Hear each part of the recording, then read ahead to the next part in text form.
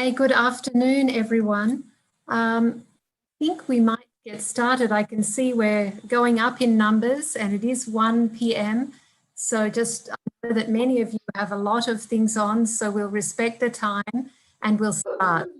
If it's okay with everyone, we're going to be recording this session and we're also live streaming on YouTube. Just if everyone can mute your microphone, because it will help with the sound when we have the different speakers. So let me just see, we have everyone here, I think. Okay, Caroline, okay to start? Annette and Anne, okay to start? Yes, okay, I think.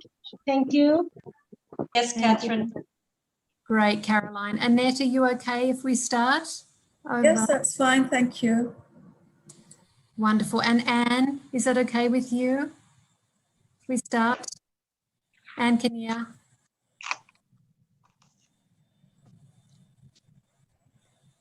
Can you hear us, Anne? Very happy, Catherine. Thank you. Great, Anne. Wonderful. And Andrea and Martin, all okay? Your side? All good here, yes. Yes, we're good. Thank you. Okay, wonderful.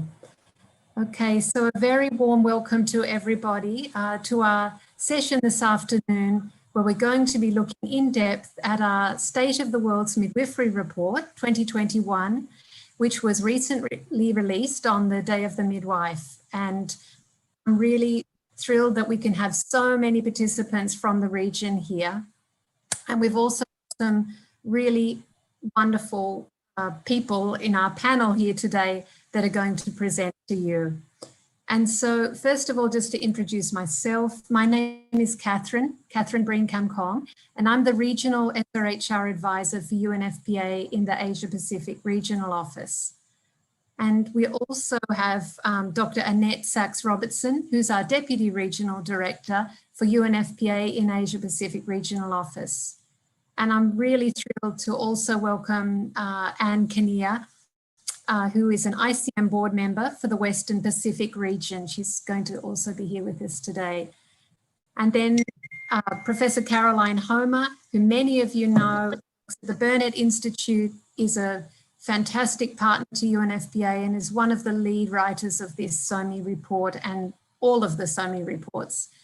And also Andrea Nove from Metrics, who has really driven and led all of the analysis of this data and the report, together with Martin Boyce, also from Novometrics. So I really think we're going to have a great panel discussion this afternoon.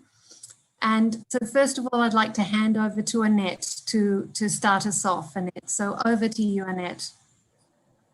Thank you, Catherine.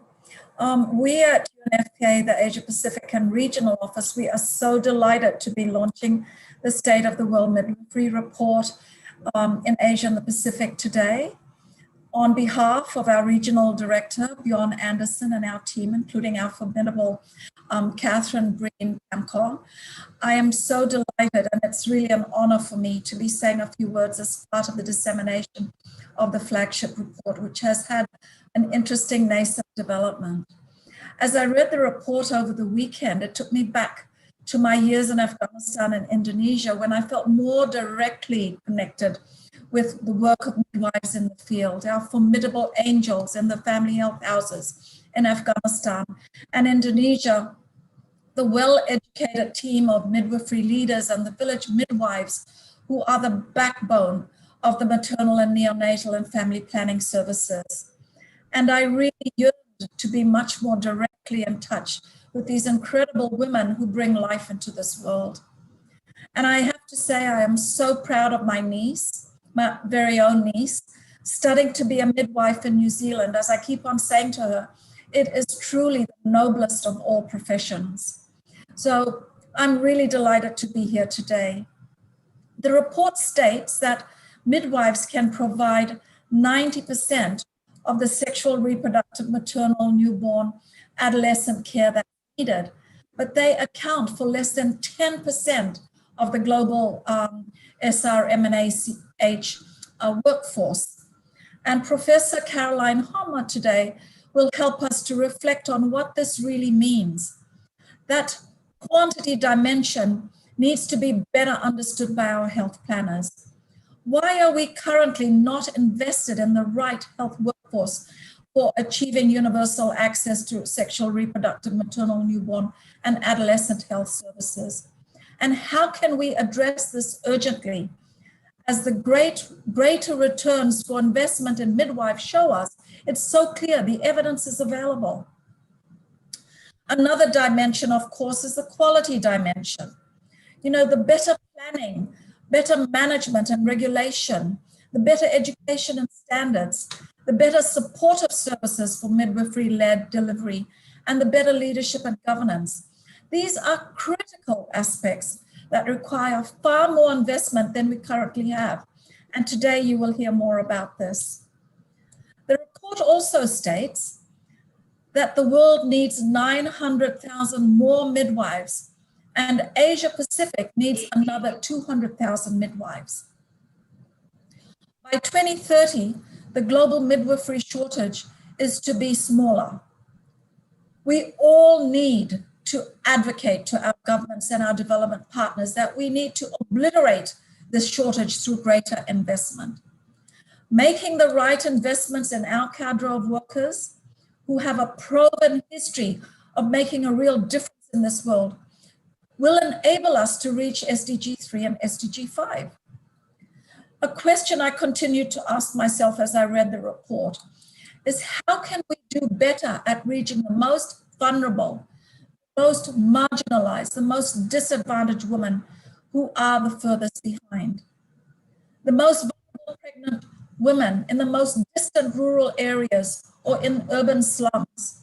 How do we plan a workforce to deliver these necessary services needed by those women, including young women, whose ability to reach midwifery and family planning is hampered by physical distance, by cultural and social norms, by the lack of women's empowerment, and a myriad of other reasons? It's just not the numbers and the quality, it's the distribution and access to them that requires further country-specific evidence-informed planning. For UNFPA Asia and the Pacific, as we develop our next regional program for the next 5 years, we are committed to working with our country offices and partners to strengthen the midwifery workforce and to build upon current efforts to develop the quality of pre-service education through providing global standards for pre-service and in-service education. And we plan to incorporate the current strategies to build the capacity of the midwifery faculty and to guide ministries of health and education around the regulatory standards that are needed to ensure quality midwifery education are met and upheld. Building on the excellent partnership that we have with Burnett Institute and others, we are absolutely committed to continue that work and hope that the standards will be applied in midwifery institutes in country, and that any in-service cascading training will be regulated, and that high quality services will be maintained to ensure midwifery practice that is absolutely client-centered, that was midwifery-led, and that is able to deliver the care for women that is safe and respectful and non-discriminatory, and that is human rights-based. This is our pledge. This is our pledge to the women and girls and families in Asia and the Pacific. I wish to thank Professor Caroline Homer, Dr. Andrea Nov, and Martin Boyce for being with us today, and for all of you for taking the time to be with us. I wish you a really wonderful webinar today. Thank you. Thank you so much, Annette. We're so lucky to have you as our Deputy Regional Director in UNFPA Asia Pacific Regional Office, standing with mothers, with midwives always. And thanks so much, Annette, for opening us up and starting us off so well. And now I'd like to hand over to Anne Kinnear, who's going to say some words on behalf of ICM in the Western Pacific region. Over to you, Anne. Thanks very much, Catherine, and thanks very much for the invitation to join you today on this wonderful launch in the Asia Pacific region. Thanks also to UNFPA and WHO for partnering with ICM for the publication of this report, and the wonderful people who did so much work to make it. And to like to take this moment also to honour and thank all the midwives who are present and all your colleagues for the wonderful work that you do for women, babies and families in our region. Obviously, the launch of the State of the World's Midwifery Report is significant. It releases a third evidence-based report of essential analysis and conclusions from around the world. This information enables us to reflect on progress made by our profession and the impact we have on maternal newborn health. It also highlights the progress we have not made despite the evidence. If we achieve universal coverage of midwifery-led care, we could avert so many deaths. 67% of maternal deaths, 64% of newborn deaths. The numbers are staggering when you put them together in one moment. Even with a modest 10% increase in midwifery-led coverage every 5 years, we could avert significant numbers of maternal and newborn deaths and stillbirths. The SoWMy shows us that we're experiencing a shortage of 1,000 midwives, and I heard you say, Annette, that we're experiencing 200,000 in our region. Of the midwives we do have, there are substantial barriers preventing them from achieving their full potential. To close this gap by 2030, we need another 1.3 million new sexual, reproductive and newborn health workers. Most of those are midwives, and they are mostly in Africa. And these are needed in the next 10 years. The SoWMy report is a critical tool with which to engage governments, donors and policymakers to inform their decision-making about how to use funding and resources effectively. Data collection and analysis supports many stages of the advocacy process and can be particularly useful when identifying and selecting advocacy issues and objectives, in crafting messages, expanding a base of supporters and influencing the policymakers, as I said. Midwifery associations can take the findings, especially the call for investments, and use these to advocate for strengthening midwifery leadership. SoWMy has shown again and even more that midwives are critical to women, babies, families and society. And now we know that midwives make a difference in the economic development of countries as well. I commend this report, and I'm very pleased to see its publication, and no doubt we will be using it well in our advocacy efforts at ICM. But I hope you have a wonderful seminar, and I look forward to hearing more into the details for our region in the Asia Pacific. Thank you very much. Thank you so much, Anne, and also for your leadership of midwives in our region. It's just wonderful to have you here. So thank you so much for that. So now I'm going to show you a short video that we have made on the report with some of the key messages and featuring some of the highlights of the report from our region. So I'll just hand you, Caroline, I think you're going to play it. I hope it all works. Let's go. I hope it all works. Let's go.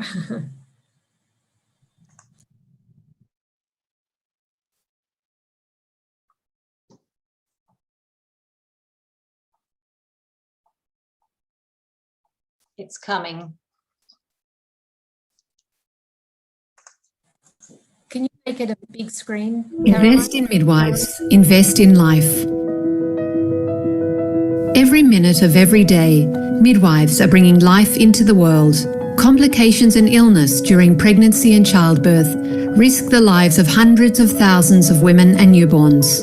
Almost half the world's births each year occur in Asia and the Pacific. Tragically, in this same region, 10 women die every hour as a result of complications in pregnancy and childbirth. But these maternal and infant deaths can and are increasingly being prevented thanks to the skilled, knowledgeable and compassionate care for women, babies and families that midwives provide. A continuum of care from pre-pregnancy through to pregnancy, birth, the postpartum period and the early weeks of a newborn's life. Midwives save lives. The first 24 hours of a new life are most dangerous for babies and mothers. But with skilled, licensed midwives attending every birth, midwives who've been trained to international standards in managing pregnancy, birth, and the immediate postnatal period, midwives who can identify and manage complications, those precious first hours of life can be safe and happy for newborns and mothers alike. Being a midwife is very important. I can save 2 lives at a time. I feel proud to see a mother's smile face carrying her baby. Universal coverage of midwife-delivered interventions could avert 65% of maternal and neonatal deaths and stillbirths in the 88 low and middle-income nations worldwide. Nations which currently account for 95% of global maternal and newborn deaths and stillbirths. And it's not just the lives of mothers and newborns which are saved by midwives. The work of midwives impacts women, families, communities, and entire nations. Midwives empower women and girls by providing advice and information about reproductive rights, sexual and reproductive health services, family planning, and they also help with self-care interventions by giving nutritional and health advice and respectful care to women across the life course. They even advocate with parents, families, and communities to help prevent gender-based violence and harmful practices such as female genital mutilation and child marriage. Being a professional midwife, my skills save lives during antenatal care, postnatal care, labor and birth, family planning, managing other obstetrical complications, and reproductive health services. Just imagine a young girl marries in young age. This is human rights violation because this is child marriage. If she is raped, this is gender-based violence, and that's why I'm here as a midwife. Despite the pivotal role midwives play, there is an acute shortage of 900,000 midwives worldwide. Around 200,000 of these in the Asia-Pacific region, the second largest regional shortage after Eastern and Southern Africa. So bold investments are needed now in high-quality education and training according to global standards, so that midwives have the knowledge, skills, and accredited qualifications they need to provide quality care, progress in their careers, and educate others. Invest in health workforce planning, management, and regulation to collect data on the work midwives do, where they are deployed, and how they are licensed and regulated. Midwifery needs to be treated as a distinct and respected profession with its own scope of practice. Invest in leadership, create senior midwife positions at national and subnational levels, and engage midwives in shaping and implementing policies on maternal and newborn health. Invest in midwife-led improvements to quality service delivery to ensure models of care are midwife-led and which recognise the wider role of midwives in providing sexual, reproductive, maternal, newborn and adolescent health services. Midwives save lives and contribute to women's empowerment and gender equality. By investing in midwives, we are demonstrating our commitment to the health and well-being of women, families and societies. Quite simply, midwives save lives. An investment in midwives today is an investment in our collective future. ما که آشنا نباشیم همه حالتی که گفت قدیما که بود قبلا این قد طفلا زایم شد مادرها زایم شد چون ما که نباشیم امکان داره که همون دوره قبلی بعدا باز هم همین حالت بیاید چون که همون قدر زایات مادر و طفل بیشتر شود چون اگر که ما باشیم امکان داره که دیگه تو اتفاق نیفته.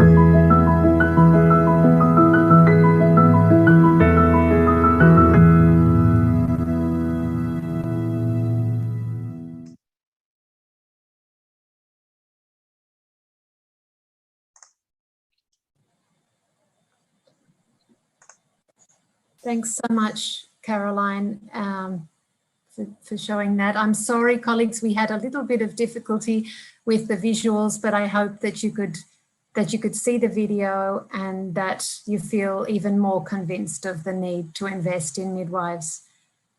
Caroline, if it's okay, you could share. Yeah, wonderful. Fantastic. So now we're going to start our webinar together. And just to give you a little bit of background. Of course, as all of you who are on the webinar know, that sexual and reproductive health and rights are human rights, and they must be accessible to all. This principle of universal health coverage and universal access to sexual and reproductive health and rights is something which drives all of our work. We know that sexual, reproductive, maternal, newborn and adolescent health, it's an essential component of the SDGs, as Annette highlighted in her opening remarks. But we know that we need much better, if we need to get better sexual, reproductive, maternal, newborn and adolescent health, then we need to invest in the workforce that delivers those services and that care. And we know that midwives play a pivotal role within the sexual, reproductive, maternal, newborn and adolescent health workforce. This is not a responsibility of just some countries. This is both a human right and as we know with the SDGs are also universal. So all countries are included and every country needs to make these investments. Next slide, please, Caroline. So I hand over to you, Caroline, to keep going. Thank you, Catherine, and a very warm welcome to everybody. It's so lovely to see we have more than 240 people online, which is just amazing. I'm sorry for the weird annotations. There's something happening with writing on the screen, so I hope it doesn't continue, but we will push on anyway. We are used to being creative and flexible in this space.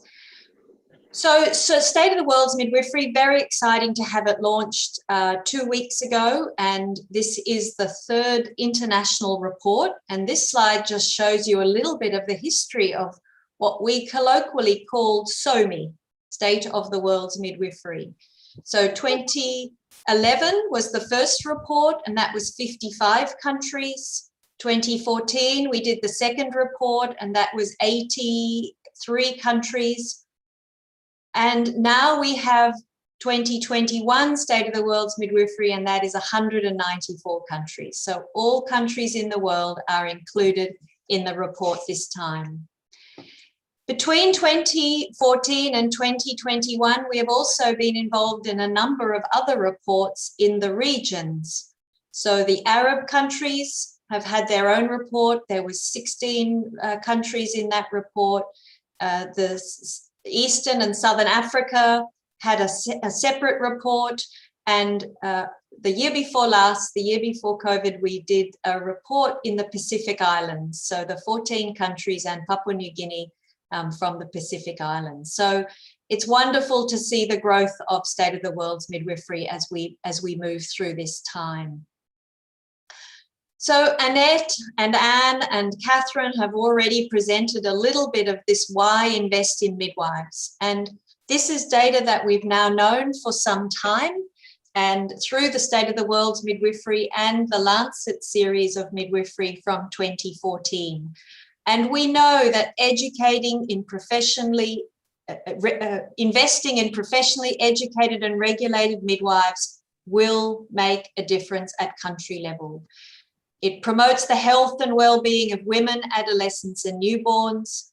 It ensures, as Catherine has just explained, that sexual and reproductive health care for women, girls, adolescents will be in the reach of more people. And it could save the lives, and I'm going to show you in a moment the slide of 4.3 million lives a year. We know that midwives also contribute to the economy. And so investing in midwives contributes to investing in your community, in your economy, and investing in midwives contributes to women's empowerment and gender equality.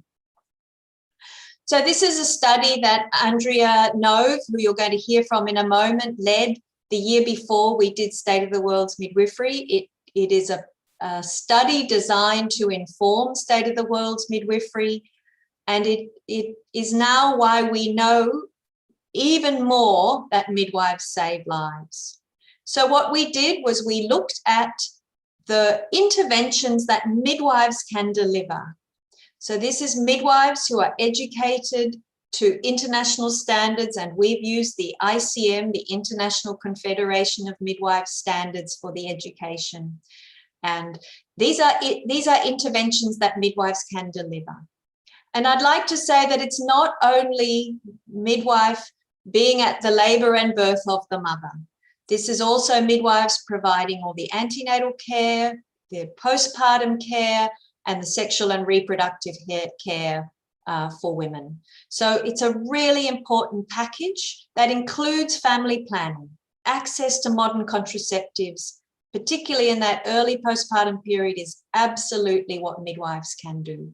And we know now that if every woman had a midwife with her through her childbearing period, we would save about 2/3 of maternal deaths, about the same number of newborn deaths, about 2/3, and about the same number of stillbirths. So that equates to 4.3 million lives a year that would be saved. And you're the midwives out there caring for these mothers, these babies, these families. You know the tragedy that is a maternal death, the tragedy that is a newborn death, a stillbirth, the sadness for the family, the risks that that puts women at for the next pregnancy. So if we could avert all of those, it's an enormous change in women conditions around the world. The orange bar in the middle is if we only increase midwifery a little bit, so 25% every 5 years. So not 100%, but 25%. And you can see from the numbers, still will make a difference. And the pale blue box is if we only could increase the number of women who got midwife care by 10% each year in a country.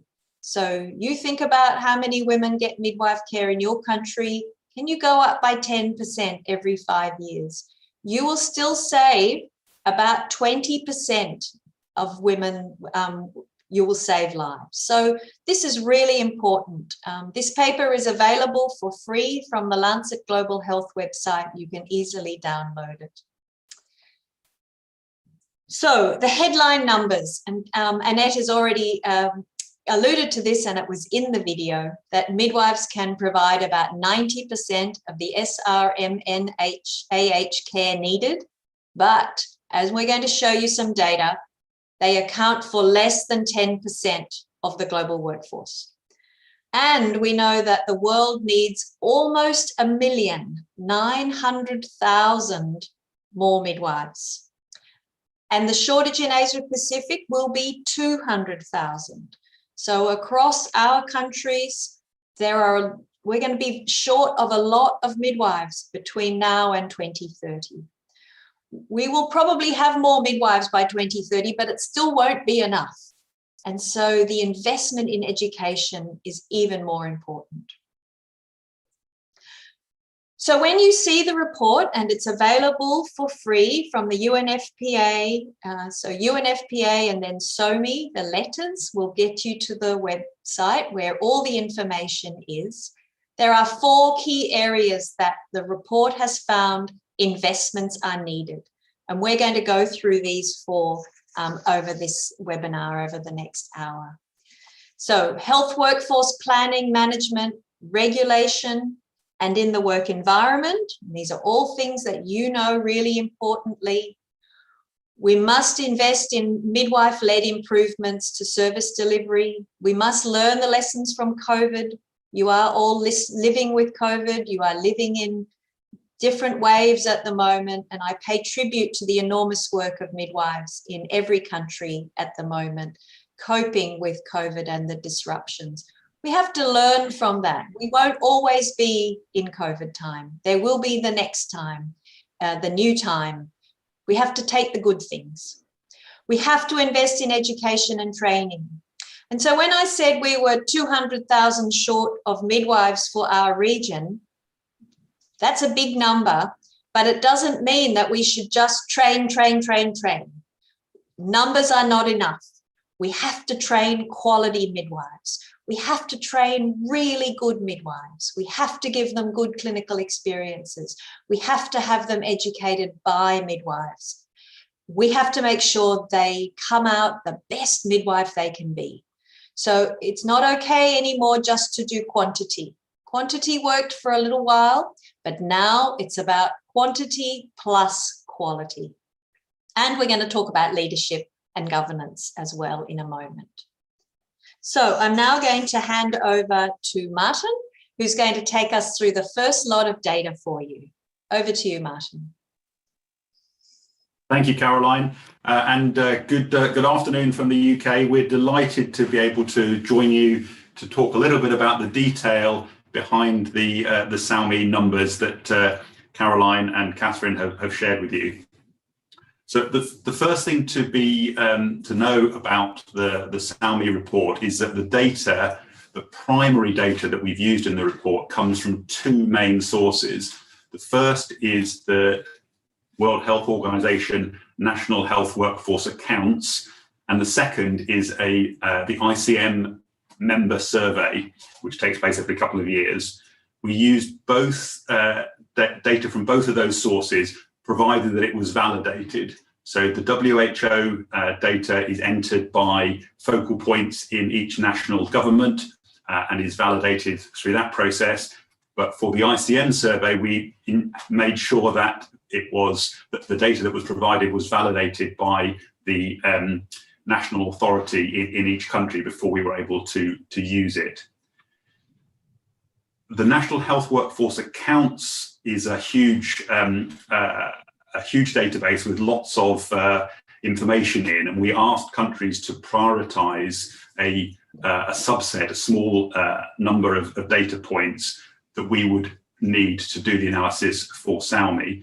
And you can see on the slide here in the yellow box the key pieces of data that we identified as being required to understand midwifery workforce planning. Most of those are potentially provided through the National Health Workforce Accounts database. Sadly, around the world, no country was able to provide all of the information that we requested to support SoWMy. Clearly, with the COVID situation last year, that definitely hampered the push for data. But I think it's fair to say that lack of data has been apparent for quite some time pre-COVID. What is true is that we've got some data from every one of the 194 WHO member countries, and in the Asia Pacific region particularly, that it was significantly better data availability than other regions, particularly with headcount. So the headcount numbers were very recent, mostly in the Asia Pacific region, were mostly entered from 2018 and 2019. So thank you for that. Despite having good recent headcount data, it is true to say that generally around the world, a lot of countries struggled to distinguish clearly between the different occupation groups within the SoWMy workforce. So particularly the difference between professionals and associate professionals was not always too clear, and the difference between nurses, midwives, and workers who are nurses but with midwifery training. We'll talk a little bit about why that's important as we go through the rest of the report. The other elements of the data after the head count, so the disaggregation of that head count by gender, by age, by location, was really sparsely. Not very few countries were able to provide that disaggregated data, and again, that's really important for us to do projections, as we'll see. So we needed to do a number of use a lot of regional averages to fill in some of those gaps. But I think it is worth saying that a special mention should be made to Laos, who were the standout providers of data, and they're in the world globally, yeah, they provided a more complete data picture than any other country in the world. So thank you to Laos. That's wonderful. So the last point to mention is that we were not able to get any data, peer-reviewed, published data about how much time nurses and doctors in particular spend on SRM-NAH activities, and that is quite crucial to the way that the modelling and the analysis is done. So we'll talk a little bit more about that. But essentially, we took expert advice to come up with some assumptions and averages for that amount of time that is spent by nurses and doctors on SRM-NAH. Next slide, please, Caroline. Thank you. Okay, so this is the first of the graphs that I'd like to share with you, which talks about the composition, the makeup of the SoWMy2021 workforce. There's quite a lot in this slide, so I'm going to take a little bit of time to explain it to you. The first thing to notice is that throughout the SoWMy report, the data is disaggregated by WHO region and by World Bank income groups. So for the audience today, for the Asia Pacific region, we really need to look at the Southeast Asia and the Western Pacific charts. During this presentation, I will share with you the particular Asia Pacific analysis, but through the report, it's been done by WHO regions. In this particular graph, we're looking at how the workforce breaks down between the different occupation groups. So the blue sections of the graph are midwives, the yellow section of the graphs are nurses, and the green, and there's a tiny purple sliver there as well, are doctors, SRM-NAH doctors. The darker sections are professionals, and the lighter sections are associate professionals. So the dark blue are the professional midwives, light blue, associate professional midwives, dark yellow is professional nurses without midwifery training, and the lighter yellow is associate professional nurses without midwifery training.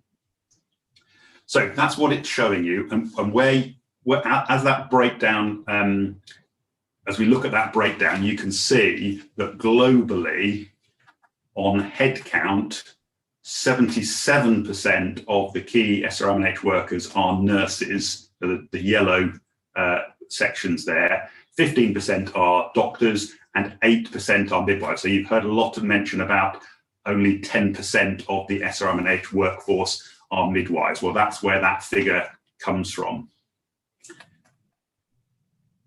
However, as we know, certain workers spend more time working on SRM-NAH care than others. Midwives spend all of their time working on SRM-NAH, but nurses and doctors have other responsibilities and therefore spend only a proportion of their time. So we made some assumptions using expert advice on what those average breakdowns are.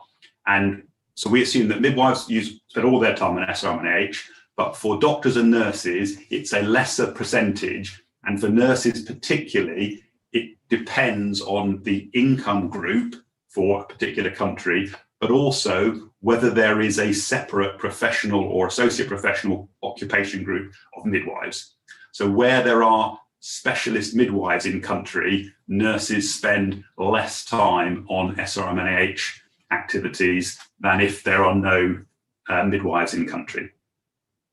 So when you apply that proportion of time spent on SRM-NAH to the head count, you get what we term a dedicated SRM-NAH equivalent, so DSE.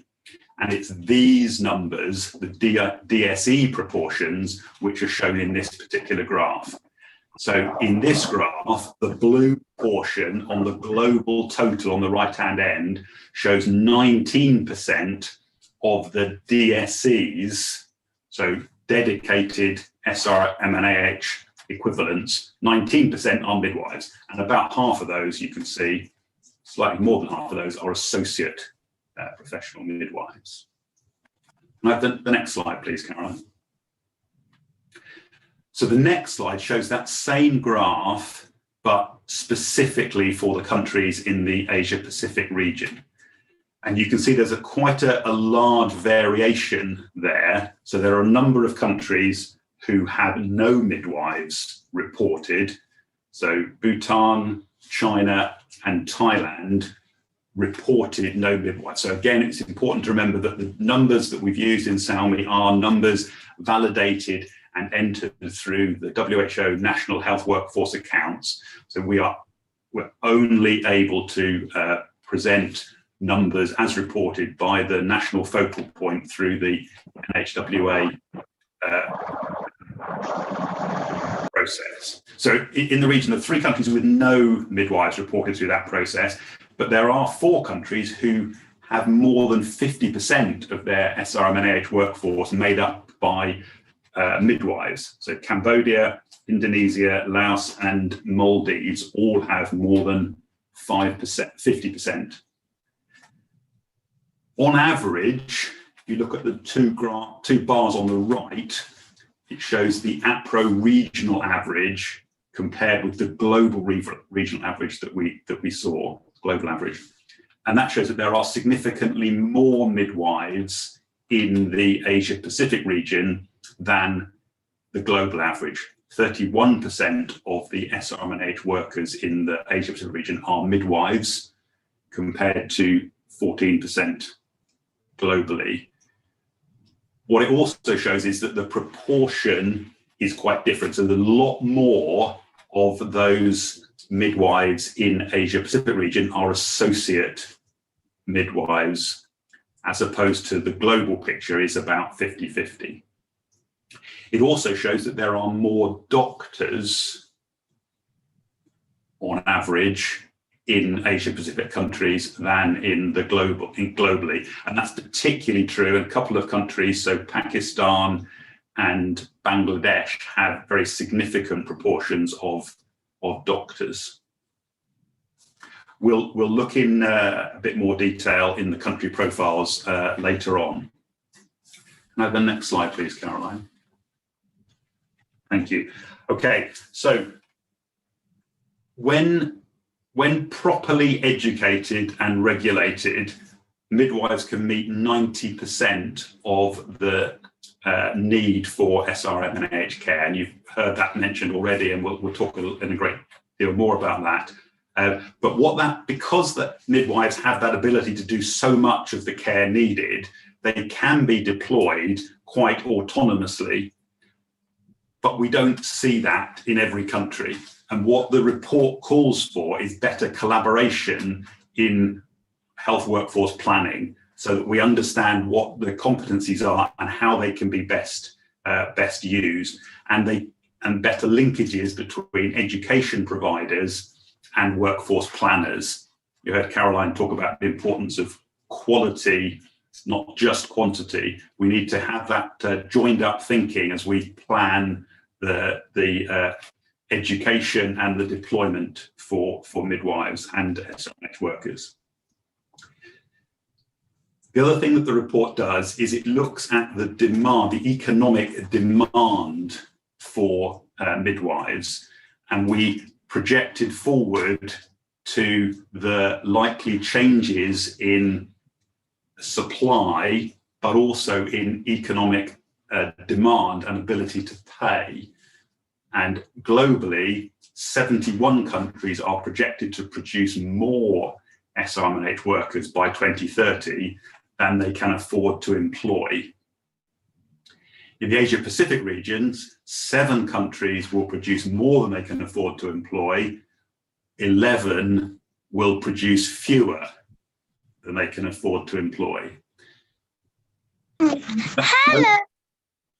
Hi. No country in Asia Pacific has that balance right between the projected production of midwives and their projected ability to pay for that employment. Can I have the next slide, please, Caroline?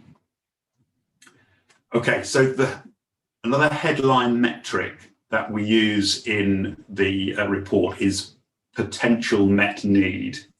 So potential met need compares the workforce availability with the need for that workforce. We look at the time and do a comparison between what's available and what's needed to get a percentage potential met need. So it's important to stress the word potential. So this metric is looking at what the maximum need that could be met in a country if the SRM&H workforce were properly educated in an enabling environment that was well regulated, and crucially that they were distributed evenly to the points of need. So it's a theoretical potential net need, but it is quite an important metric, and we'll just explain how that works, because it's used throughout the report and indeed in previous SoWMy reports.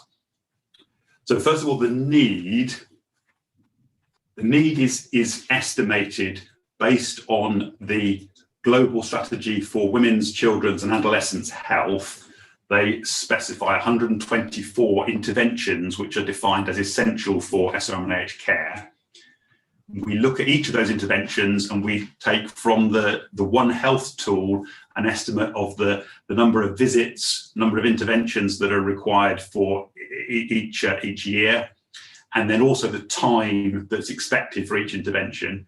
Then we apply the demographic and epidemiological conditions for each country to see how many people and what the prevalence of the various interventions conditions are. And combining that together, we get a total need in country each year for those essential interventions for SRM&H care. We then look at how much of that need can be met. We look at the SRM&H workforce that we've just looked at the composition of that. We then make an assumption about those DSEs. How much time do they have available each year for clinical work? And crucially, what competencies do they have? So we allocate that need to the workforce available, assuming that they are competent to perform that particular intervention. And it's that comparison between the availability and the need which gives the potential met need estimate here. So what we did that calculation for a baseline in 2019, and then we projected it forward, looking at how the changes would happen in demography, in epidemiology, and also in the supply in terms of availability. So we looked at that projection for 2025 and for 2030. So as a result of that, all those estimates, you can see here presented the regional averages by WHO region at the moment on this slide in the report, and by World Bank income group and the total. What it says is, as a global average, 3/4 of the need for SRM&H care could potentially be met by the SRM&H workforce as it stands. 3/4 globally, but that's lower in low-income countries, lower in African countries, and higher in Europe. It is important to recognize the limitations of this metric. So it is based on quantity, and you've already heard Caroline talk about how important quality of care is, as well as quantity. So this particular metric is looking at the quantity numbers and assumes that the midwives are properly educated and enabled. It also assumes it's modeled on a national basis, so it assumes the distribution is equitable, and we know that that isn't always the case. Sadly, very few countries were able to provide a geographical disaggregation within the National Health Workforce Council. It is something that we requested, and it is possible to do it. And some countries were able to do that, but very, very few, not enough to make it meaningful to do a subnational disaggregation of potential met need. It's something that we might look to do in the future, but for the moment, this is a national picture, and therefore it assumes that the workforce is equitably distributed. We know in reality the likelihood is that in rural areas particularly, the potential met need will be much lower than is shown in these particular graphs. Despite those limitations, it's still a very important metric. It is useful for comparison purposes, and particularly over time. It is a very similar metric to one that was produced in 2014. Okay, can I have the next? Brilliant, thank you, Caroline. So this is now looking the same metric, but specifically at the Asia Pacific region. So you can see there's a lot of variation. And there are 3 countries particularly that are struggling with this metric. So Afghanistan, Papua New Guinea and Vietnam are a bit lower than the others. What you can see is that the average, so the Asia Pacific average is 76%, which is actually very similar to the global average today. So the baseline 2019 is 76% for Asia Pacific, 75% globally. But what you can also see is that the projected improvement is significantly greater in the Asia Pacific region than the global average. So based on the projections, and there are some limitations to that, as we'll discuss, but based on the projection, we've got a similar process, so that does make comparisons more valid. But based on those projections, then we're projected to increase in the Asia Pacific region from the 76% to 92% by 2030, whereas the global improvement is only up to 82%. So that is quite encouraging. However, I would caution about the difficulties that we had. So a lot of countries weren't able to provide the disaggregated data that we discussed earlier, and particularly the projections here are based on graduate numbers, and they're based on the proportion of the SoWMy workforce who are due to retire. So you need an accurate age disaggregation, age distribution to be able to do that. A lot of countries were not able to provide that. So we used a regional average to make those projections, and that makes it less likely that every country will be will match that regional average. So there, I do need to add some caution around what is hopefully a useful indicator, but with some caveats. Okay, so with that, I'll pass over. Thank you very much. Thank you, Martin. Colleagues, I'm just going to unshare for a moment and then reshare. If people could just be really careful not to press on the screen. For some reason, if you touch the screen, it comes up as a pencil on the screen, and I've never seen it happen before. It's quite peculiar. But if you could just be really careful, but I think it's gone now. So Martin, thank you so much for presenting those graphs, and colleagues, don't be overwhelmed by all the numbers and all the graphs. There are a lot of graphs in SoWMy, but there's also a lot of words. What we advise is that you go through it yourselves slowly. We're going to keep going through the data now, but you need to have the report with you in your country. And at the end of our webinar today, we're going to tell you what the next steps are and how UNFPA is going to help you in the countries to get more out of your report and your country report. So back to the importance of midwives and primary health care. And I'm sure for all of you on this call, this is not new information. You know this. You know that primary health care is absolutely critical to sexual, reproductive, maternal, newborn, adolescent health for the communities you serve, and that midwives are very important in that. We know also that midwives can't exist on their own. It's not okay to send a midwife out to a village, out to a community on her own. She needs to be part of a team, even if it's not at the health centre, even if it as the district hospital or the tertiary hospital. all midwives need to have a clear scope of practice in their country. And ICM gives that scope of practice for your countries to adapt and adopt, but each country must have their own scope of practice, and that midwives must be able to practice within their full scope of practice. And it's critical that midwives are deployed to close to where they live and deployed soon after graduation. What we know happens in many countries is midwives finish their education and then it takes months, sometimes years for them to get a posting. And that's too long. By then they have sometimes forgotten things or got scared about their practice. So they must be deployed soon, and they must be deployed to where women live. So I mentioned at the beginning the critical importance of midwives in gender transformative work environments. We know that most midwives are women. 93% of midwives are women, a bit less of nurses, 89%.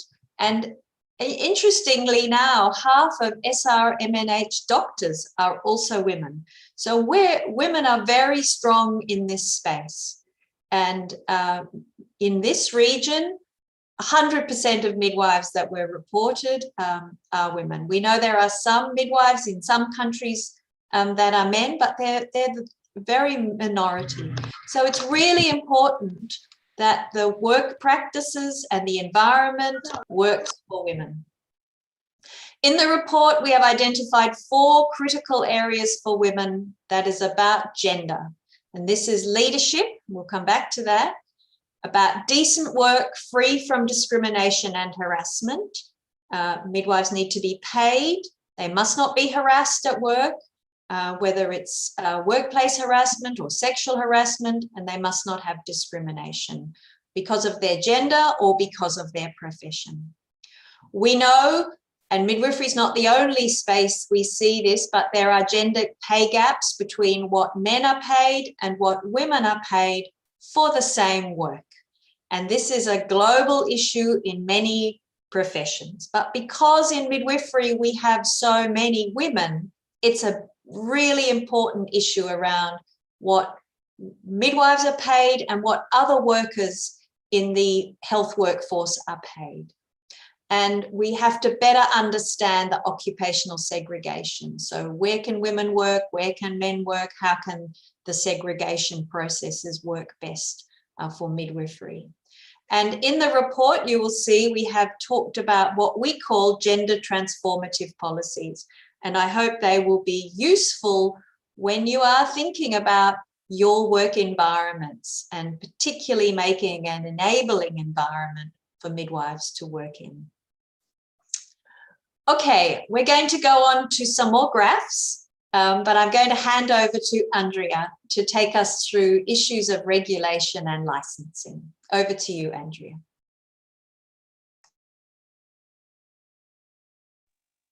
Thank you, Caroline, and good afternoon to everyone. So yes, this slide is the first that we've seen from the ICM Member Association Survey, which looks at what regulation systems exist in the countries who responded.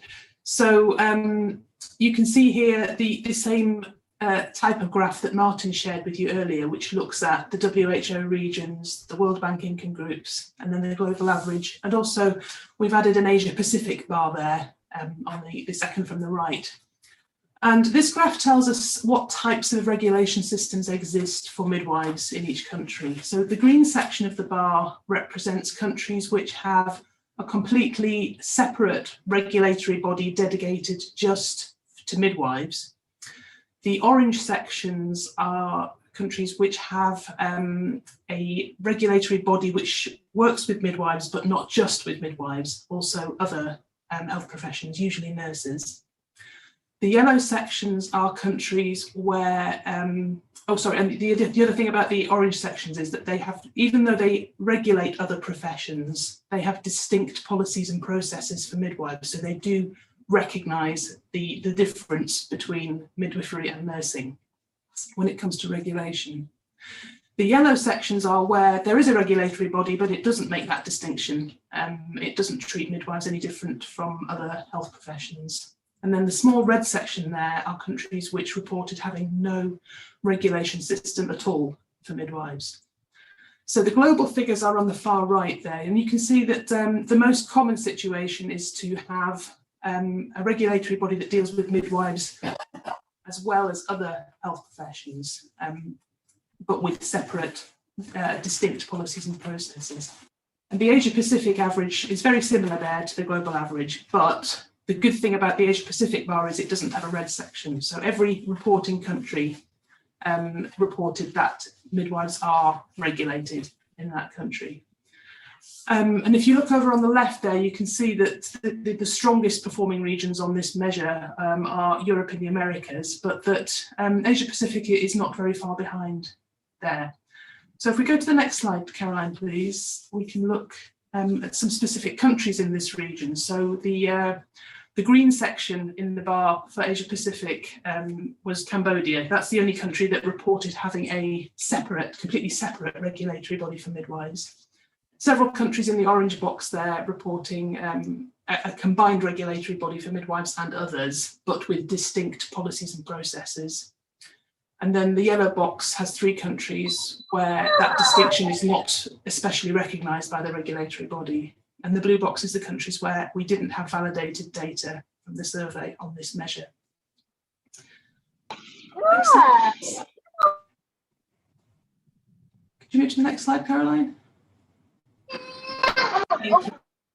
So the ICM survey also looked at the issue of licensing, and again we explored in that survey what type of licensing system exists.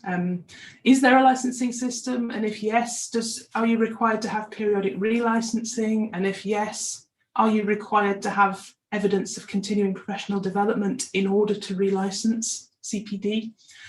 And we found here that out of the 73 reporting countries, just 24 in the world, so that's about a third, reach what you might term the gold standard here. So there is a licensing system, midwives are required to relicense periodically, and in order to relicense, they have to prove that they have done some CPD activities. So just 1 in 3 countries, reporting countries in the world meet that standard.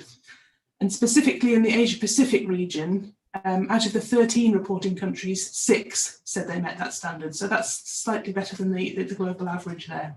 And I've listed those 6 countries there: Bhutan, Cambodia, Indonesia, Iran, Mongolia, and Myanmar. Thank you, Caroline.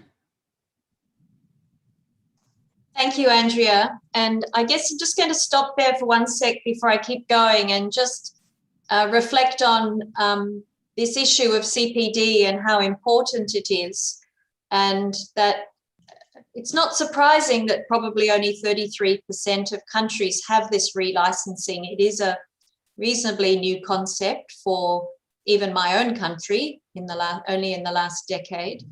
But I think it's interesting to see those 6 countries in our region who require periodic relicensing, and they're very different countries. I think you will understand, and I know we've got colleagues, I think, from all of those countries on the call today. So I guess if there are other countries who are interested in those systems, you now know who to talk to and how to look at their country profiles to better understand their licensing and proof of CPD. So part of the SoWMy story is so that we can learn from each other. Not any country is perfect in the world. We all have things to learn. We all have things that we can do better. And it's really important that we recognize that we can learn from each other. And particularly in this region, I think you're very good at coming together and learning from each other. So I'm now going to talk about education. And I've talked a little bit about this already, and that you probably can guess some of the things that I would say as a midwifery educator in the past. But this graph looks at how many, the average percentage of midwife educators who are themselves midwives. And we looked at 70 countries who reported this information. So not all countries could report this information, but of the 70 that reported this information, you can see that there's a range here from about 50% of countries in Africa have educators that are midwives, up to about 80% in Europe. And our region down here, Western Pacific and Southeast Asia, it's a bit less than 3/4. So why is it important that midwives are taught by midwives? Well, it's very important in all countries, but it's a transition, isn't it, for many of you? So for those of you in countries where you've just started your midwifery programs only in the last few years, so I'm thinking of Nepal, Bangladesh, India is starting, you don't have midwives who can be the educators. So it's completely explainable why you wouldn't have high numbers of midwife educators. But we know that as your professions get strong, as your professions in country grow, you will have more midwives who are experts from clinical practice who come back to be the teachers in the schools. And I'm hoping that many of you have been part of the faculty development program that UNFPA and Burnett are supporting in the region. We're just finishing the 3rd module of that program tomorrow. And it's been wonderful. We've had more than 180 midwives across the region joining that program. So this is midwives learning more skills about teaching. So really important work that you've been doing, those of you who've been joining us. Across the world, only about half of countries say that their midwife educators are midwives. Fortunately, a small number have no midwives teaching. And on average, it's about 2/3, about 65%, as you can see from this yellow bar here. And this little graph here is about low, upper middle, lower middle, low income countries, and you can see the numbers are probably not surprising. The higher the income country, the more midwives. Not all educators need to be midwives, and you know, we all need to be taught by obstetricians, the obstetric things. We like to be taught by psychiatrists, the mental health things. We can be taught by other people as well. But the point of this graph is that most of our training, we would like to be from midwives. But as I said, it's a transition and it's a process. So in the Asia Pacific region, it's even more stark than the graph I just showed you. And some countries, many countries are 100%. And so you'll see countries I know are online today: Afghanistan, Myanmar, Pakistan, Papua New Guinea, Timor-Leste, very high numbers. But then there's these very low numbers. So, and you can probably explain that. Bangladesh, it's a new profession.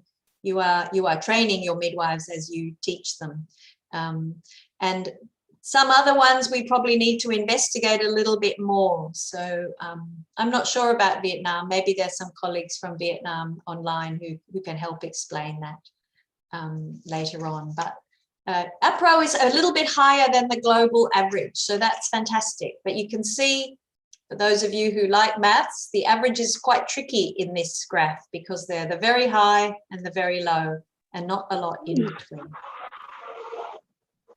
So we collected a lot of data for SoWMy from the ICM survey, and a huge thank you to all the ICM member associations who spent a huge amount of time filling in a very long survey that was quite complicated. So thank you for that, because that gives us very good national and global data on what's happening with midwifery, in this say, in education. What we can show is that all midwives educated, that this is a priority. A strategic priority is about education to high standards and enabling midwives to practice to their full scope. We need midwives to be involved in education policy at the highest level. So in all the schools, in all the health services, midwifery leadership is critical all the way through, not only at a teaching level, but also at a senior leadership level. And there has to be coordination and alignment of education processes. And by that I mean coordination between what happens at the health system, at the district level, with what happens in the schools. And so that midwifery students are taught the same things in each and they are supported in each. And obviously having time doing clinical practice is absolutely important. We cannot learn midwifery from the classroom only. We can only learn about half of midwifery from the classroom. The other half we have to learn out in the clinical situation with women and babies. So our next area is around midwife-led care. And it was really nice. I don't know if some of you maybe managed to join the global launch yesterday for us at night, but Dr. Tedros, the Director General of WHO, spoke really strongly about the importance of investing in midwife-led care. So if we now have the Director General of the World Health Organization saying we must invest in midwife-led care, I think that's a really strong message for all of us in all of our countries. And one of the key areas of this is to work with women. And we call them in some countries service users. In my country, we call them consumers. You will have your own term for the women, for the community that you serve. We have to explain to women, we have to explain to our communities why midwives matter, why midwives make a difference. We know that in some countries, midwives are not seen very highly, and the community sometimes would go to a doctor rather than to go to a midwife. We have to explain to the communities now the value of midwifery and the value of midwives. We have to work with consumers, with service users, with women in partnership. We have to work together, and together we are stronger, both in the care we provide, but also in the advocacy we can make to government, to policy, and in the changes we can bring about. Midwives must be equal and respected partners at all levels, and I predominantly mean that in the facility level. So the midwives, the nurses, the doctors, they all must respect one another. Midwives are well educated, equal partners at all levels in decision making. That's also in the schools and also at government level and in policy. And we must work in partnership with all the other groups, so professional associations, and a huge shout out to all the midwifery associations from the region on today. You are absolutely critical to strengthening midwifery in your country and globally. Academic institutions, for those educators, teachers, tutors, preceptors, thank you for the work that you do. You are really important. We have to come together and be partners in strengthening midwifery. Our regulators, Andrea and Martin have shown you some data about regulation. We have to have strong regulation. And of course, the UN partners and agencies. So UNFPA is a huge supporter of midwifery, and we're so grateful for the work that they do. WHO has really committed to midwifery going forward, and our other partners, including UNICEF, very important, and our donors. So we have to all come together to build this big ship called midwifery, to make sure that we can make a difference to mothers and babies. For the first time in SoWMy, we've been able to have enough evidence and information to really recommend midwife-led models of care. This is the first time. This is really exciting and really important, because we know that coverage of midwife-delivered interventions will make a difference, and I've shown you that data already. We also now have a lot of evidence, mostly at the moment from high-income countries, but it is coming from low to middle-income countries too, that midwife-led continuity of care, this is the same midwives following women through pregnancy, labour, birth, postpartum, has more benefits. So improved outcomes, high satisfaction, cost savings, very important for everybody, less interventions, and more uptake of contraception and immunisation. So I think this is the next movement around models of care. It is going to be midwife-led continuity of care. And this slide is really important because it explains the work that midwives do. And what we tried to do was think about the broad amount of activities that a midwife could do. We know that UNFPA advocates this comprehensive package of sexual and reproductive health interventions that everybody should access. And we know that midwives are critical to that work. So midwives, of course, we're used to the antenatal care, the childbirth care, the postnatal care. But what's becoming clearer now is that midwives can also deliver other sexual and reproductive health services, especially contraception, and they have a really important role in adolescent health and development. And our region has the most number of adolescents anywhere in the world. We are a young region, lots of adolescents, and so midwives make a huge contribution to this broad perspective, but particularly with adolescents. So this is the data we've been talking about. We've now said it a few times. Midwives can do more than deliver, just attend births. Fully educated and regulated midwives can meet about 90% of what mothers and babies need. I mentioned at the beginning about COVID.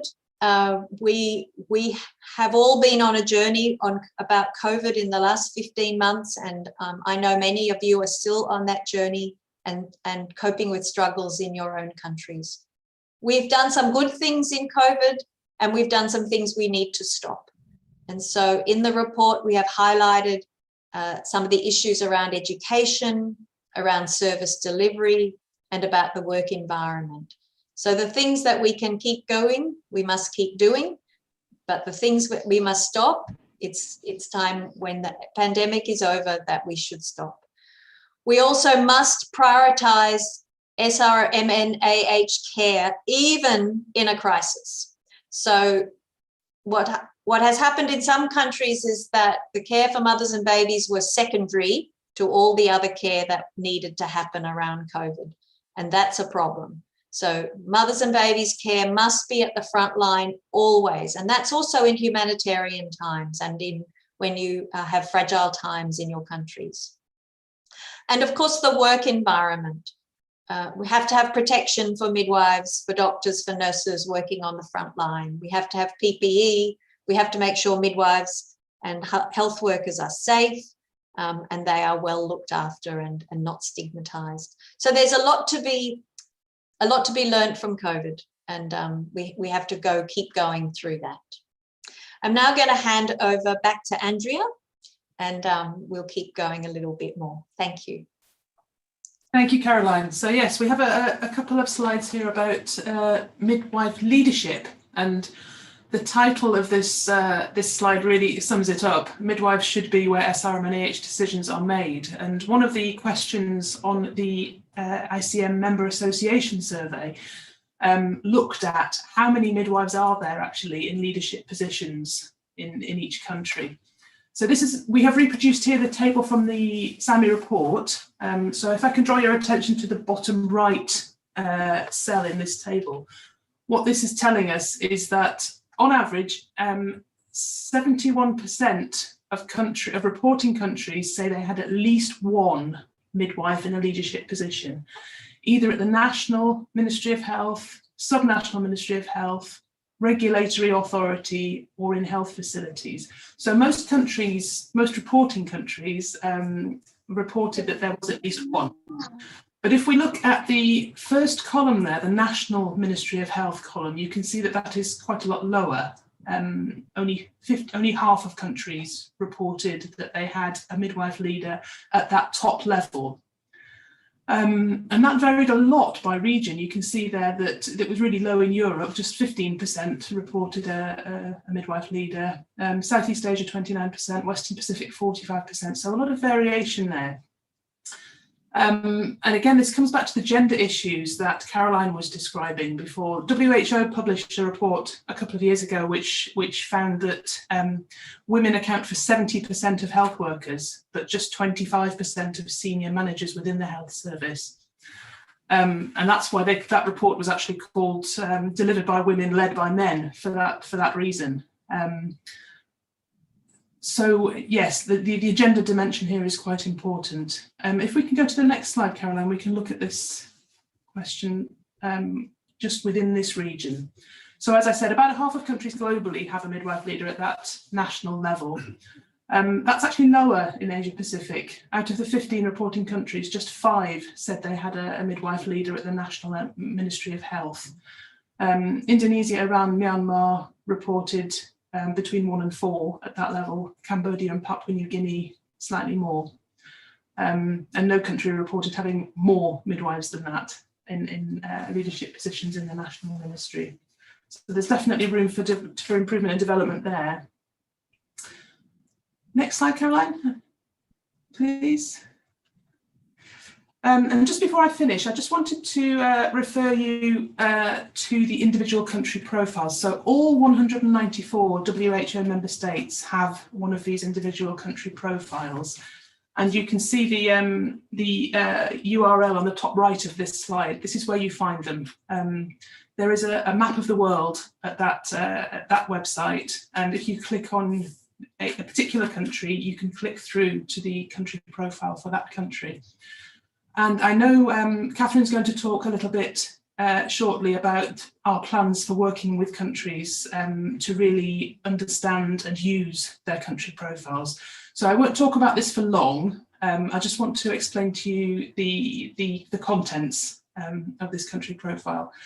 So the top left of the on the left-hand page, the top section contains just some contextual factors. So it's things like the maternal mortality ratio, the neonatal mortality rate, the cesarean rate, just to set the scene.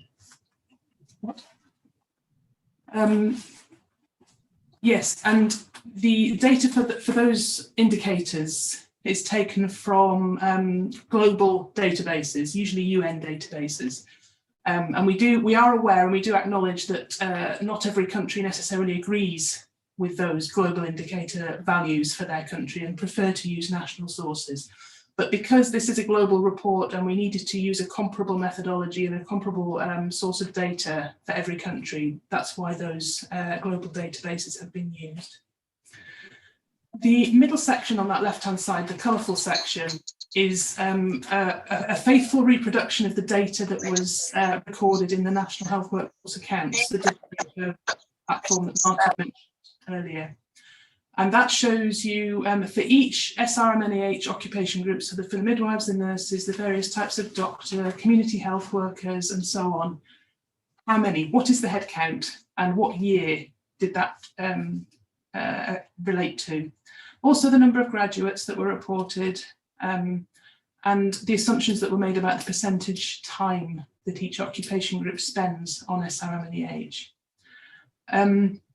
And then the bottom of that page, you can see 4 bar charts. And this is where we took those raw data from the National Health Workforce Accounts and made all the adjustments and did all the analyses and the modelling that Martin described earlier to estimate how close the current availability is to what is needed in the present day and projecting forward to 2025 and 2030 for those key groups, the midwives, the nurses, the doctors, and also the community health workers where those were reported.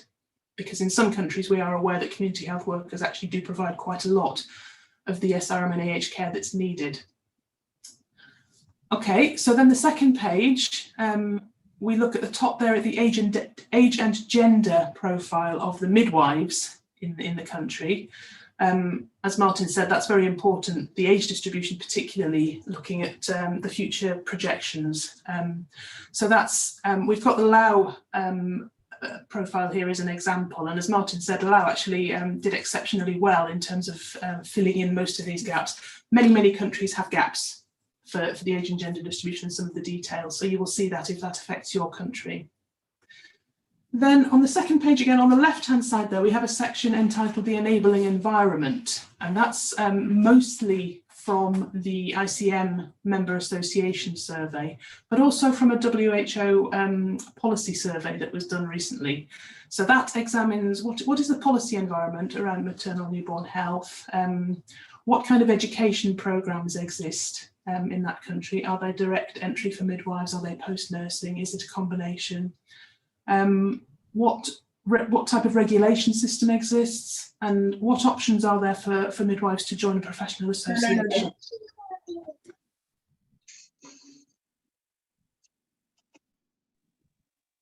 Sorry, I was muted there for some reason. And then on the right-hand side of that page, we look at the individual country situation for potential met need, as Martin explained, and also the relationship between the economic demand for SoWMy workers and the projected supply. So is the supply likely to match the demand or not? And if not, what is the difference there? So that is the information you will see on your country profile, and Catherine will explain in a moment how we're going to take that forward. Thank you.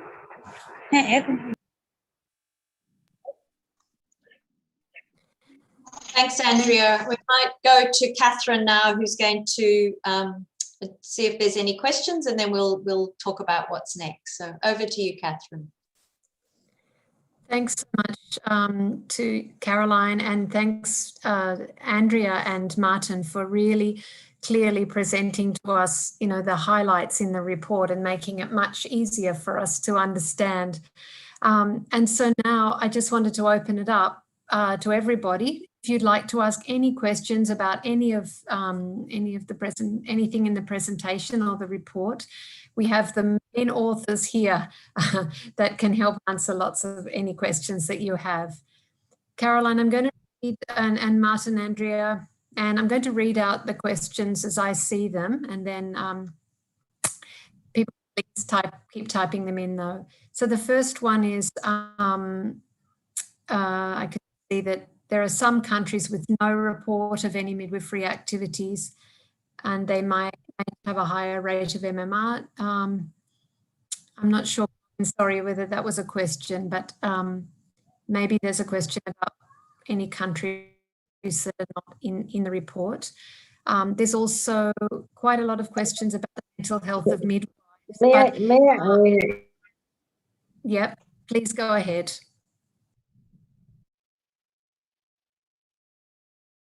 Sorry, somebody, I think it's Dr. Atfe, is wanting to ask about the data on the mental health of midwives. It's not in this report as such, Dr. Atfe, and we can have a discussion with you and UNFPA Iran about that and how we could support you in that work.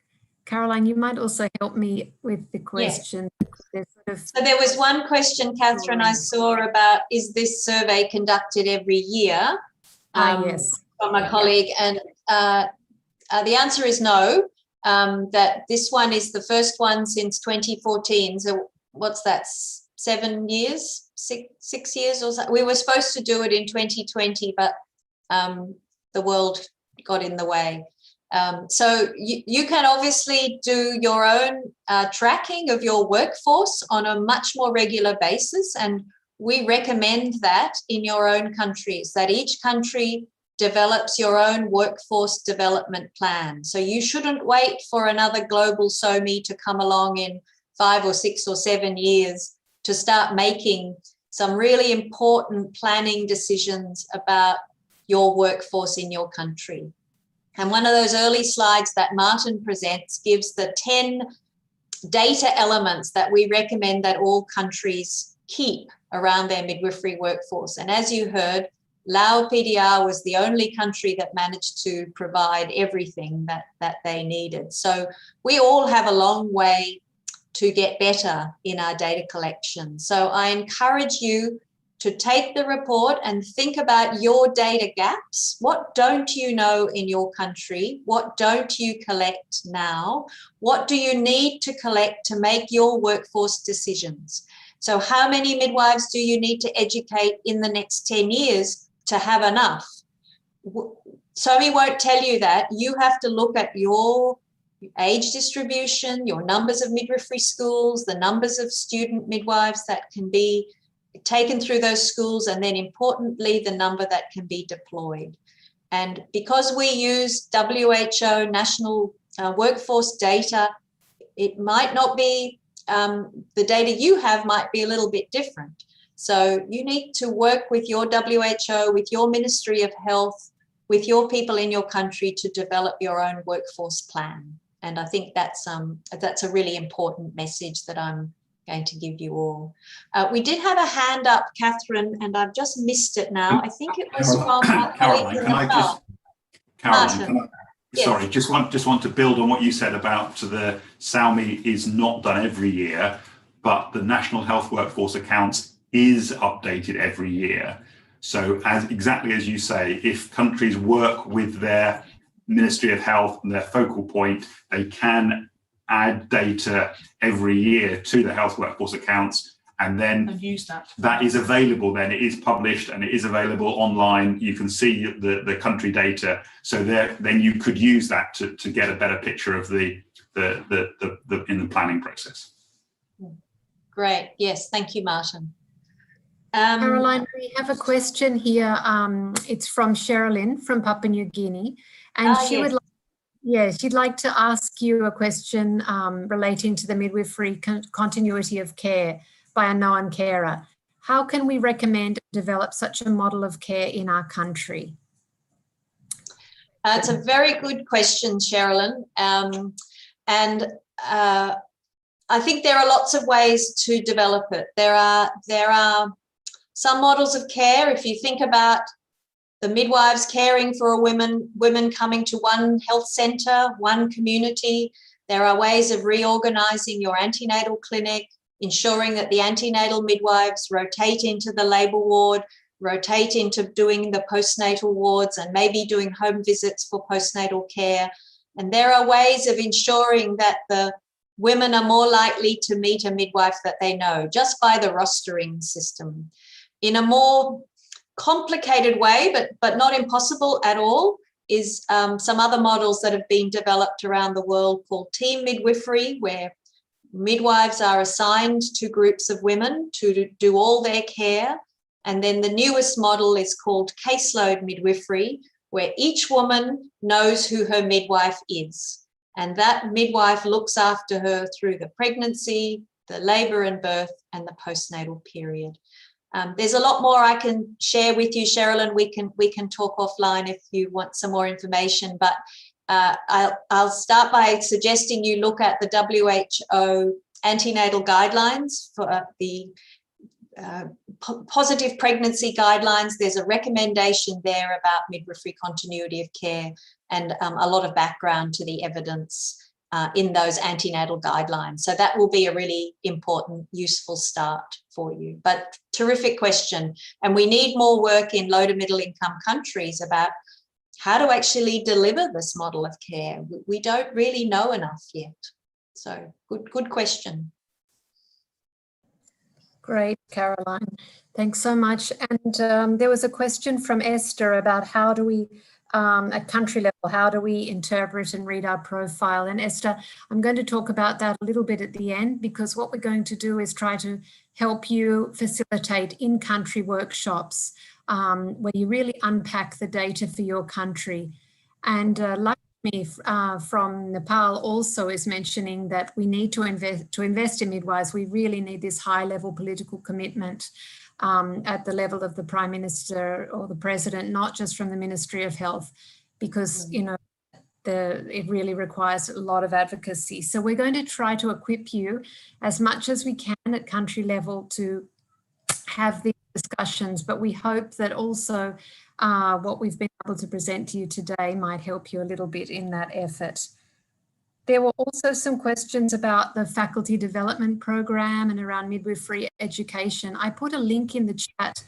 Federica might put it again in case it's got lost there, about investing in education, midwifery education. And on the faculty development course, this is a course that we've been running for midwifery educators. UNFPA has been running for midwifery educators from 16 countries in the region.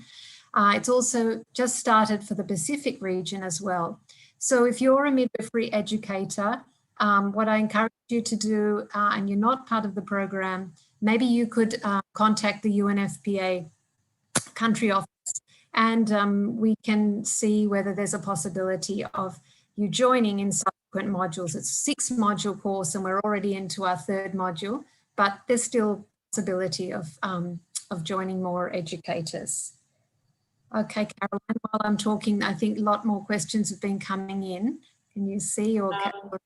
Yeah, there's some really great questions about COVID-19 and gender-based violence, and I know that we've seen an increase in gender-based violence related to service disruption, lockdowns, the public health changes that you've all had to make, and midwives are there, as you saw, I think, in the video, the wonderful midwife from Bangladesh talking about gender-based violence and her role. Midwives can't do everything, of course, and while they can do lots of things, they can't fix every problem out there in the community. So I think this is a real area of working in partnership with agencies and organisations who are supporting and working on reduction of gender-based violence.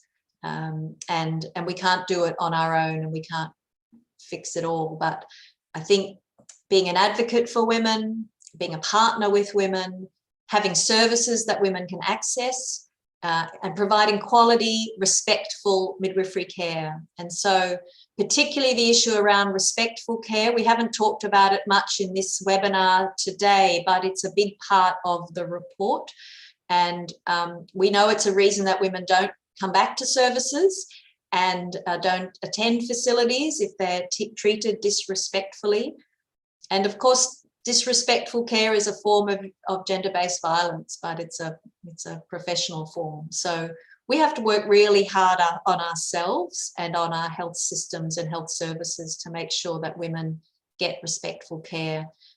And I'm a firm believer, if you provide respectful care to women, you're more likely to provide respectful care to one another. And it's the one another respectful care that's also important. We need to value each other, value the midwives and the nurses and the doctors and the community health workers we work with, and have that mutual respect.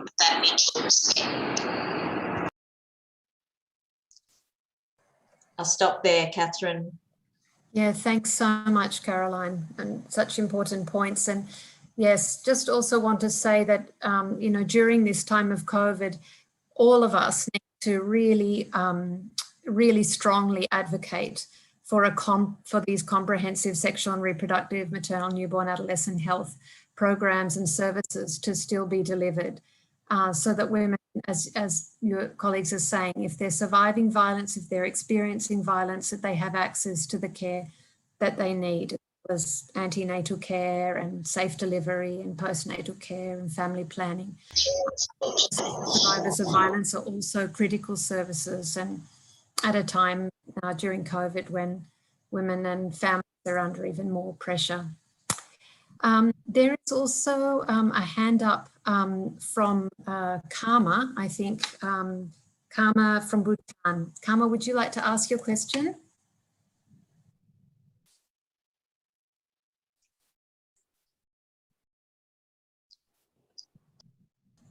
Karma, I'm not sure whether you'd like to ask your question. You can unmute.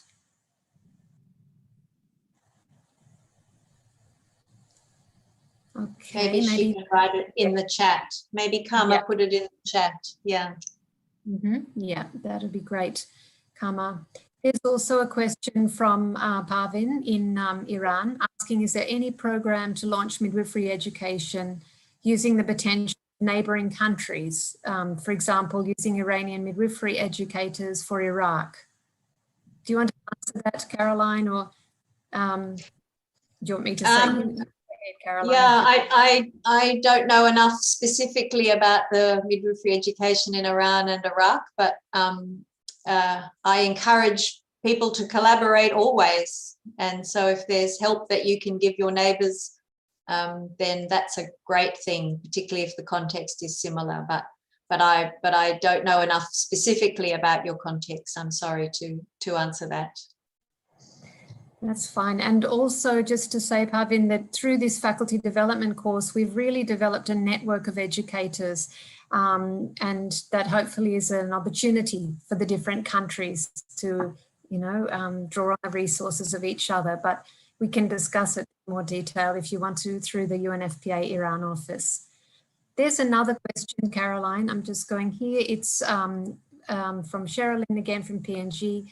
She can see from the report that we're in dire need to train more midwives, not only by numbers, but quality midwives in countries like Papua New Guinea, where we have enrolled registered nurses. And so far, we've seen a low number of enrollments into our programs.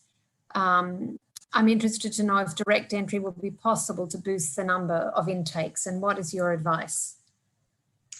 Yeah, Sherilyn, I think in countries, big countries, there's been some really great examples of direct entry midwifery. So this is where people are trained as a midwife only. So it's their 3-year programs usually is what the ICM standard is. And they come out as midwives, being able to provide the full scope of practice as a midwife. And, if I look at, and I know Timor-Leste colleagues are online, and Timor-Leste is a small country, 1 million people, and has done an amazing job training direct entry midwives. If you saw Timor-Leste on those graphs, they're doing really fantastic work. And I think they're a really good example of how direct entry midwives in small rural areas can make a difference. And Timor-Leste has a policy of a midwife in every health centre and a nurse. And they have doctors as well out in the region. So I think there's real opportunity, Sherilyn, to rethink midwifery education in many of our countries, and across Asia anyway, direct entry is pretty common. It's a very common way of educating midwives. In Pacific, it's much less, and PNG is usually considered to be in the Pacific. The last thing I'd say about that when you only have a model that trains midwives after they are nurses, so only as a postgraduate level, you have to lose nurses to grow midwives. So you're always stealing from nursing to grow midwives. And to me, that seems really unfair, because we have a nursing shortage as well. State of the World's Nursing last year showed 4 million nurses short in the world. So huge nursing shortage. So it seems wrong to steal nurses to grow midwives. Wouldn't it be good to grow nurses and to grow midwives, and to think about new models of care in countries across our regions where the nurses and the midwives can be deployed and work well together? And there's some great examples, as I said already. So I think this is a really exciting time for changing the way we think about growing midwives. Perfect, Caroline. Thank you so much. I'm conscious now that we are getting towards the end of the webinar. There are some great examples that colleagues are sharing of things that they've been doing. The Indian Nursing Council has been doing some capacity building of educators, and they've had amazing attendance there. There is one more question I can see here from Indonesia. Caroline, maybe we can finish with this. And it's about calculating the DSE for midwifery educators or those in the leadership structural positions. I assume it'll be different from those who work fully at clinical settings. Please clarify. I'm not sure. Yeah, Elvira, that's a great question, and one that we actually struggled with in writing the report. And it's one of the recommendations that we've made, that those midwives need to be counted in the National Health Workforce accounts. Martin, I don't know if you want to make any comments about this. It was one of the challenging areas for us. It is a challenge. The report is based on the potential.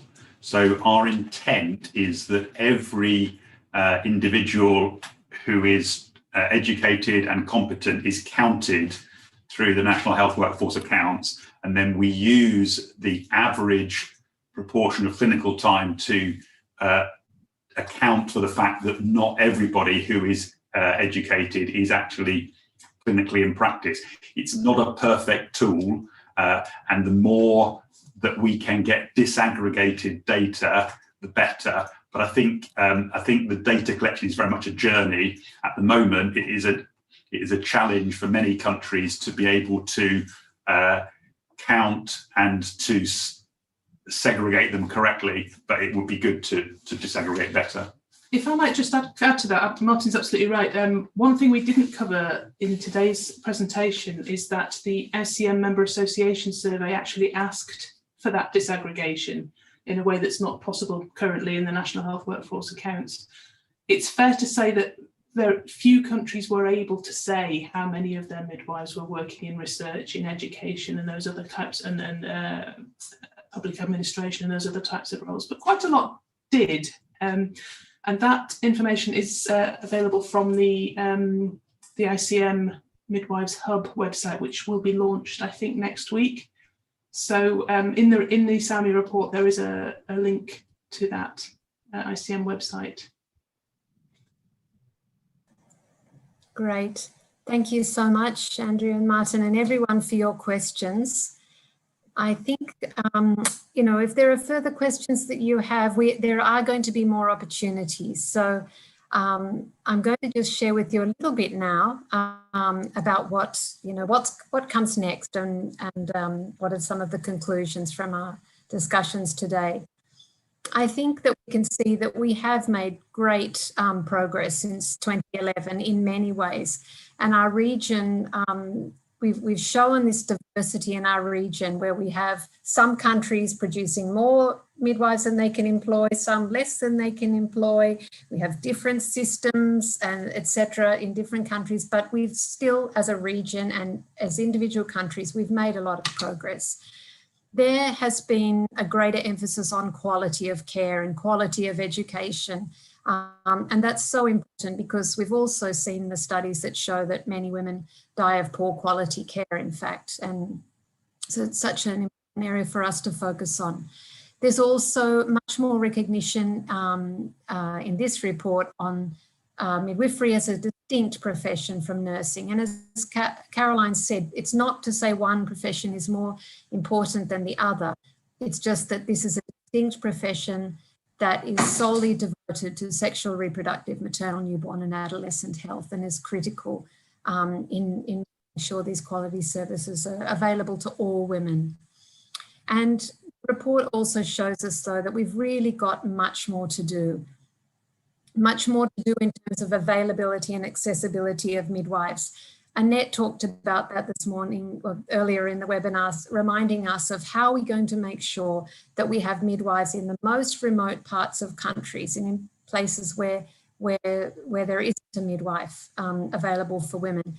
Afghanistan has done some wonderful work, you will have seen in the video, on making midwives available to women in these really remote parts of their country, and saved huge numbers of lives. We also saw that we've got to focus on the quality, as I said, the quality of midwifery care, and Caroline elaborated more on those models of midwifery, midwifery-led care.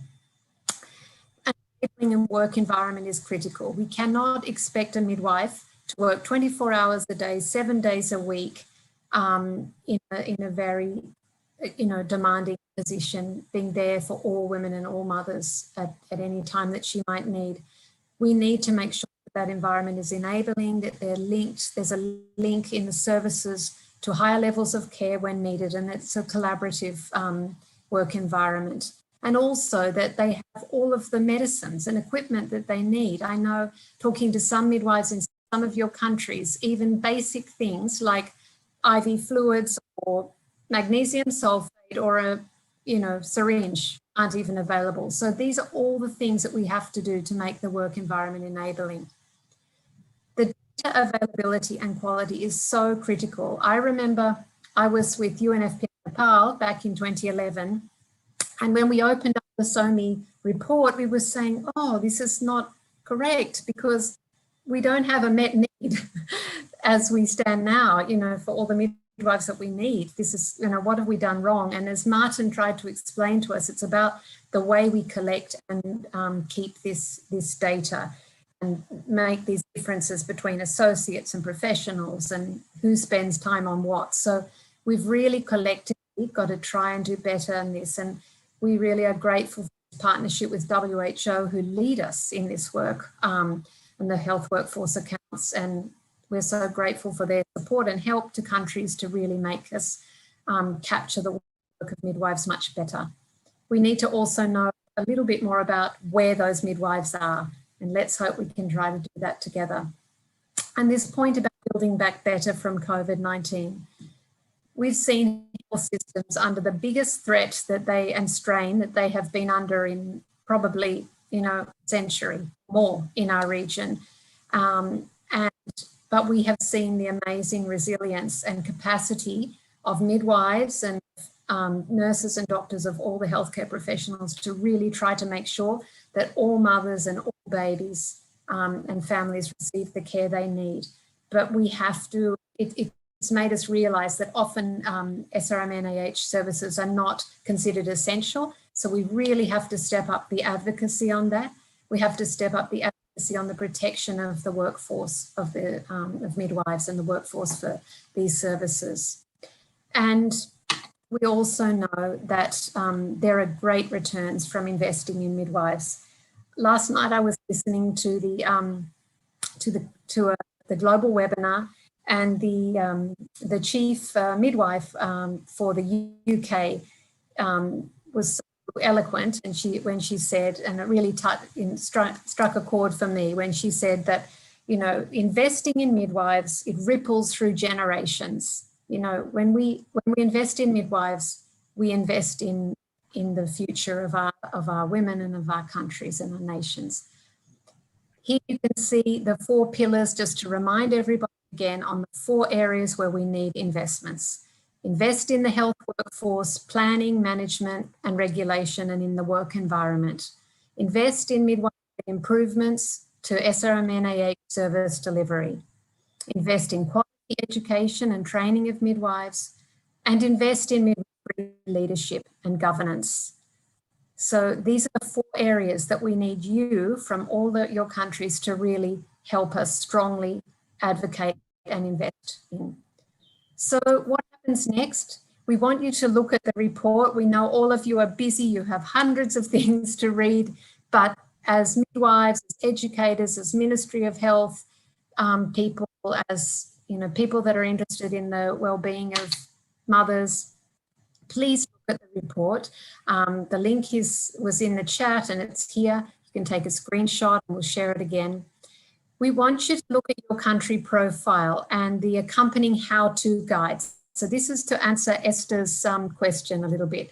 So if you scroll, Caroline made a good point. It's quite difficult to at first know where to click and find your country's profile. So if Caroline's moving her cursor there, you can pick on your country. You just move your cursor and you say, I want to look at what's happening, in my country, and then it will pop up and generate your country profile. You can also go into the left-hand corner, you'll see there's that little search icon. You can click on that, and that'll also enable you to, it'll come up with the countries, and you can pick your countries and you can look at that. You can also, okay, so the next things, the other next steps. So what we thought that we'd like to do, this first webinar was about sharing with you the global report and giving you these regional highlights. And many of you have asked for the slides, and we'll absolutely make sure they're available. But what we think might be even more useful is that you at country level come together and have a national level workshop. And that workshop could bring together your midwifery associations, your human resources for health people, your regulatory body, all the UN agencies. You can bring donors together, and then you really work through how to digest your profile and what needs to happen next. And so we have planned a webinar for next week for UNFPA country officers, and we're going to try to equip them with all the tools that they need to help support an in-country workshop. We know with COVID that you're not going to maybe be able to all be face-to-face and together in one room, but we've all learned how to do things by these webinars, and amazingly we've had about 300, I think, people connected today. at the peak of our webinar. So we know we can do it, and we'll stand and help you with that. So the idea will be that UNFPA will support an in-country workshop together with all the partners, and you'll develop country-level action plans. And then we plan in July to all come back together and to hear from you. This time we've talked a lot. In the July one, we want to hear from you about what commitments that you've been able to get your countries, to commit to and to invest in. So that's it from us. And then I'd just like to now turn back and see Caroline, if you would like to have any last words. I'm going to start with Caroline, and then I'm going to move to Anne. And yeah. No, thank you, Catherine, and thank you to the colleagues. We still have 223 people online after 2 hours, which is incredible. I'm sorry we have bombarded you with a lot of talking and a lot of information and a lot of graphs. I hope that you're able to take some parts out of this, and also encourage you to go onto the website and look at your own country reports. And I'd just like to finally say a huge thank you to UNFPA. We have huge support in this region from the leadership of Catherine and her team with Federica and Annette, and really wonderful, wonderful support for midwifery. And I think the Asia Pacific region is doing amazing things, and a huge tribute to all of you, especially in this COVID time. So thank you all for joining us, and it's been a huge pleasure to be part of this seminar this afternoon. Thank you so much, Caroline. We're really honoured to have you with us here for these 2 hours and sharing all your knowledge and experience with us. And now I just want to hand over to you, Andrea and Martin. Any final things that you might want to say? Thank you. Just really to echo what Caroline said, there's some real positives for your region in this report and this analysis, and there's really sort of congratulations are due there, and particularly I think on the data availability, which is a massive problem for so many countries. But also I hope the report will help to shine a light on areas where more work and more investment is needed. And if there's anything we can do to support that, then we're here and very happy to do that. Thank you very much. Yes, thank you very much. Thanks so much, Andrea and Martin. They have worked so hard on this report. It feels like, I don't know how many years we've been doing this, but you've done a wonderful job. A long gestation, yes. Yes, it's a very long gestation, and now it's a very good birth, very safe delivery. And thanks so much. Anne, would you like to say any final words on behalf of ICM? Well, just to say what an uplifting webinar, Catherine, that you've provided through all the presentations. And I can see from the chat that everyone is absolutely thrilled and thirsty for more webinars and more work from you. It's a tribute to the quality of what you're presenting and the support that UNFPA provides in our region. And I'm delighted to have been part of the webinar, and I can't wait to see what happens with the country level action plans and going forward, what happens. And everyone is so excited. It's such a great lever for action and to build on the goodwill and to go forward. So I'm thrilled, and thank you for inviting me to join you. Thanks very much. Thanks so much, Anne. And it's just, as I said, one of the pillars is investing in leadership, and it's just fantastic that we've got you here as a leader with ICM to guide us. So thanks so much. Okay, everyone. So we will be in touch with you, and we really thank you all for participating so actively today. Also, as Caroline said, we recognise that so many of you are going through very challenging times personally and professionally, and we want you to know that we stand beside you, and that anything we can do to support you, we stand here and ready. And UNFPA colleagues will be in touch for next week so that we can guide you on how to run the in-country workshops. Thank you so much to everyone. Bye-bye now. Thank you. Bye-bye. Thank you. Bye-bye. Bye-bye. Thank you. Bye. Yeah. Bye. Thank you. Thank you so much. Goodbye. Bye-bye. Thank you so and much. goodbye. Bye-bye, Catherine. Thank you so much, everyone. Thank you. Thank you, everybody. Thank you, Caroline and other colleagues. Goodbye. Thank you so much. Thank you. Bye-bye.